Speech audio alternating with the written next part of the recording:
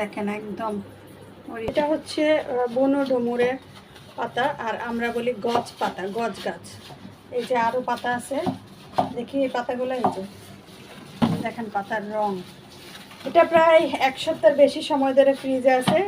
বাড়িতে গিয়েছিলাম, সেখান থেকে নিয়ে আসছে শুধুমাত্র শিং মাছ পরিষ্কার করার উদ্দেশ্যে, যেহেতু ঢাকা শহরে নেই। আর এই যে আজকে বাজার থেকে শিং নিয়ে আসছে, যদিও এটা চাষের শিং। তারপরে এই যে দেখেন কীভাবে ঘষে ঘষে ঘষে ঘষে শিং মাছ পরিষ্কার করা হয়।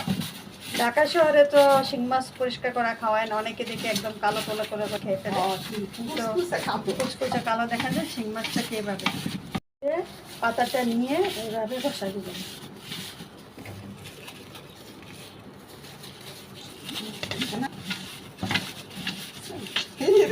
ভাষাতে অনেকে বলে পেঁপে দেন, এই দেন, সেই দেন। পেঁপে দিলে কি হয়, পেঁপে দিলে মাছটা নরম হয়ে যায়।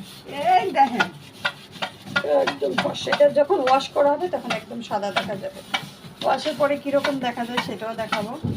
আর এই হচ্ছে পাতাগুলো। পাতা যদি আপনি তাজা পাতা দিয়ে বসতে পারতেন তাহলে আর দ্রুত পরিষ্কার হয়ে যেত। যেহেতু পাতাটা 1 সপ্তাহের উপরে ফ্রিজে ছিল, সেই তুলনায় পাতা অনেক ফ্রেশ আছে। আর এই হচ্ছে শিং মাছ কেটে কেটে রেখে দিয়েছে।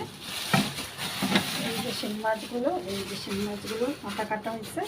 এখন এগুলাকে ঘষা হবে, ঘষে ঘষে পরিষ্কার করা হবে।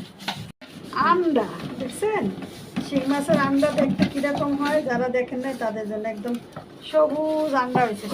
দেখেন একদম পরিষ্কার, মানে সাবান দিয়া যদি আপনি ডিটারজেন্ট দিয়েও যদি গোসল করান এত পরিষ্কার হতো না। এই পাতায় কি পরিমাণ পরিষ্কার হয়েছে। এটা দেখতে যেমন ভালো লাগবে, খেতেও ওরকম মজা লাগবে।